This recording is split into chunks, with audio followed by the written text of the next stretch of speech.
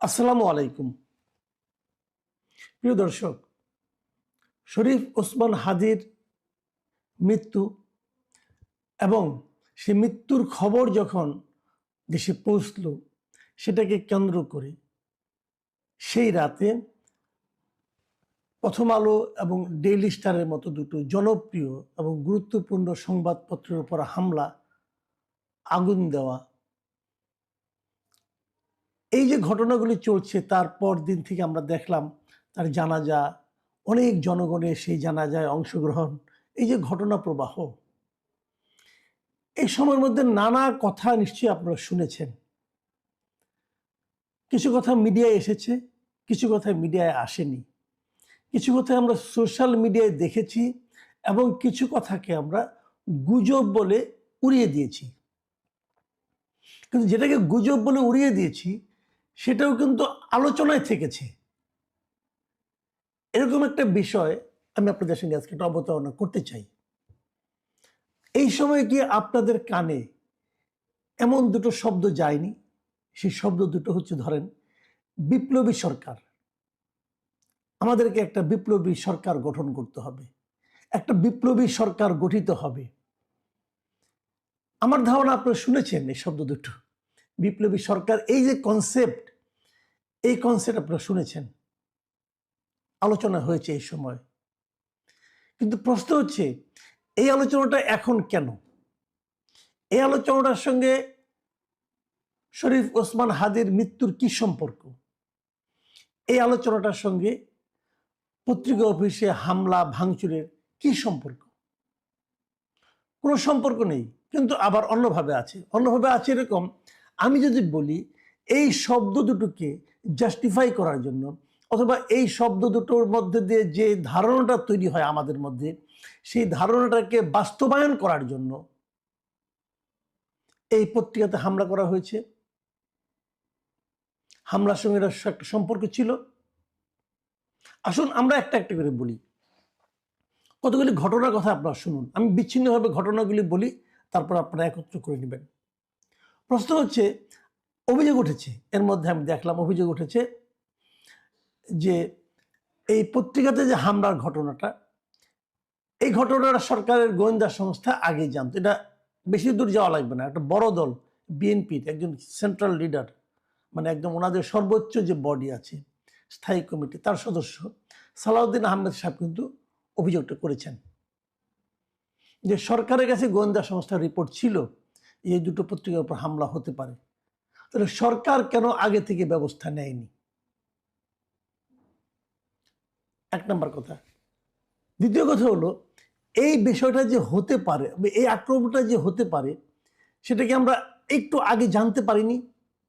যেই মুহূর্তে শরীফ ওসমান হাদির মৃত্যুর সংবাদটা এলো আমাদের দেশে, সেই সময়ে, সেই দুপুরে বিকালের মধ্যেই রাজশাহী বিশ্ববিদ্যালয়ের যে রাকসুর যিনি জিএস আছেন মুস্তাকুর রহমান, উনি কিন্তু একজন শিবির নেতা, ছাত্র শিবিরের নেতা। এই মুস্তাকুর রহমান একটা কর্মসূচি থেকে স্পষ্টভাবে উল্লেখ করেছেন যে প্রথম আলো এবং ডেইলি স্টার নামের তথাকথিত দুটি সুশীল সংবাদপত্র অবশ্যই বন্ধ করতে হবে। ওই দিন সন্ধ্যায়, বৃহস্পতিবার সন্ধ্যায়, আরেকটি কর্মসূচি থেকে জাহাঙ্গীরনগর বিশ্ববিদ্যালয়ের ছাত্র শিবিরের নেতা মুস্তাফিজুর রহমান, তিনি বলেছেন যে সত্যিকারের স্বাধীনতা শুধুমাত্র রাজনৈতিক সংগ্রামের মাধ্যমে অর্জন সম্ভব নয়। এ কারণে ছায়ানট, উদীচী এবং শাহবাগী বামপন্থীদের ধ্বংস করতে হবে, আর এটা শুরু হবে ওসমান হাদির প্রতিষ্ঠিত ইনকিলাব মঞ্চের সাংস্কৃতিক সংগ্রামের মাধ্যমে। খেয়াল করুন, এই দুই ছাত্র শিবিরের নেতা যে হুমকিটা দিয়েছেন, ঠিক সেই কাজগুলি কিন্তু রাতে ঘটেছে। তাহলে কি ওনারা এটা ইনিশিয়েট করেছেন? আচ্ছা, ওনারা তো ছাত্র শিবির, ওনাদের মূল সংগঠন জামায়াতে ইসলামী, ওনারা কি এই ছাত্র শিবিরের এই দুই নেতার বক্তব্যের সঙ্গে একমত? যদি না হয়ে থাকেন, তারা কি তাদের বিরুদ্ধে কোনো ব্যবস্থা নিয়েছেন? অথবা শিবিরকে এদের বিরুদ্ধে কোনো ব্যবস্থা নিয়েছে? তাহলে এই আক্রমণটা কারা করলো? আমি বলছি না যে ওনাদের আহ্বানের কারণে ঘটেছে, কিন্তু আমি এটা তো সন্দেহ করতেই পারি যে এই আহ্বানটা সেই ক্ষোভের মধ্যে একটা স্পার্ক হিসেবে কাজ করেছে। কিন্তু আমি যদি পাল্টা প্রশ্ন করি, শরীফ ওসমান হাদির যে আদর্শ সেটা বাস্তবায়নের ক্ষেত্রে প্রথম আলো বা ডেইলি স্টারের সমস্যাটা কি? প্রথম আলো বা ডেইলি স্টারের বিরুদ্ধে আপনাদের সুনির্দিষ্ট অভিযোগটা কি? ব্যাখ্যা করুন একবার। কেউ বলতে পেরেছেন? এক ওই ইলিয়াস হোসেন আর পিনাকি ছাড়া। তারা অনেক দিন ধরেই কিন্তু এটা নিয়ে আন্দোলন করে যাচ্ছে যে এই দুইটাই নাকি ভারতের সেবাদাস, ভারতের আস্তানা, অমুক তমুক তারা বলছে, দিল্লির আস্তানা। এই দুটো পত্রিকাকে বারবার টার্গেট করছেন ওই ব্যক্তিরা, ইলিয়াস হোসেন অথবা পিনাকি ভট্টাচার্য। হিসাবে কি মেলে? একটা জিনিস আপনারা খেয়াল করেন, আমরা বলি এদেশে ভারতের সবচেয়ে বড় মানে দালালটা কে ছিল? শেখ হাসিনা এবং তার সরকার। শেখ হাসিনা এবং তার সরকারের সঙ্গে এই প্রথম আলো এবং ডেইলি স্টারের সম্পর্ক কেমন ছিল? সাপে নেউলের সম্পর্ক। শেখ হাসিনা নিজে প্রকাশ্যে প্রেস কনফারেন্সে বলেছেন যে আমি দুটো পত্রিকা পড়ি না, এবং সেটা হলো এই দুটো পত্রিকা। শেখ হাসিনা প্রেস কনফারেন্সগুলোতে এই ডেইলি স্টার এবং প্রথম আলোর কোনো সাংবাদিকদের ঢুকতে দেওয়া হতো না। আমরা সবাই জানি, সবাই দেখেছি। তো যে পত্রিকাটাকে শেখ হাসিনা সবচেয়ে বেশি অপছন্দ করতেন, শেখ হাসিনাকে আগে বলেছি দিল্লির যে প্রতিনিধি যদি বলি তাহলে শেখ হাসিনাকে বলবো আমরা। তো শেখ হাসিনার যে প্রতিনিধি এখানে, শেখ হাসিনার যে সবচেয়ে বড় যে আমি দালাল বলি, তার কাছের লোক বলি, যদি বলি, তাহলে তার সবচেয়ে অপছন্দের যে পত্রিকা দুটো, সে দুটো কি করে দিল্লির দালাল হয় বোঝান আমাকে ভাই আপনারা। এবং এই জিনিসটা কোনো লজিকে কিন্তু এটা মেলে না। কোনো লজিকে না মেলা সত্ত্বেও এখানকার মানুষদেরকে, কিছু মূর্খ লোককে, কিছু অর্ধশিক্ষিত লোককে কিন্তু ওই দুই ব্যক্তি বারবার বলে বলে বলে বলে, ওই বলে না যে মিথ্যা বারবার বলতে বলতে সত্যের মতো শোনায়, তারা সেটা এইভাবেই সত্যের মতো করে শোনানোর চেষ্টা করেছেন। এভাবেই তারা এদের মধ্যে একটা চিন্তা ঢুকিয়ে দিয়েছেন, একটা বিশ্বাস তৈরি করেছেন যে এই দুটো প্রতিষ্ঠানকে ধ্বংস করতে হবে। এখন যদি উল্টো করে ভাবেন আপনি যে এই প্রতিষ্ঠানগুলো আসলে কিসের প্রতীক? আমরা তো বলবো সৎ সাংবাদিকতার প্রতীক। আসেন একটু অন্যদিকে যাই। আগুন ধরিয়ে দেওয়ার কারণে প্রথম আলো একদিন প্রকাশিত হয়নি। আপনারা যারা প্রথম আলো রাখেন বাসায়, সেদিন তারা প্রথম আলো পাননি আপনারা। কিন্তু একবার ভেবে দেখুন তো, সেদিন হকার নিশ্চয়ই প্রথম আলোর পরিবর্তে কি পত্রিকাটা দিয়েছিল? অনেকেই, আমার পরিচিত অনেকেই এই অভিযোগটা করেছেন, সেদিন তারা সকালে প্রথম আলোর পরিবর্তে আমার দেশ পত্রিকা পেয়েছিলেন। আমার দেশে কেন? আমার দেশের সঙ্গে কি এদের কোনো সম্পর্ক আছে? আপনারা এটা নিয়ে চিন্তা ভাবনা করেন।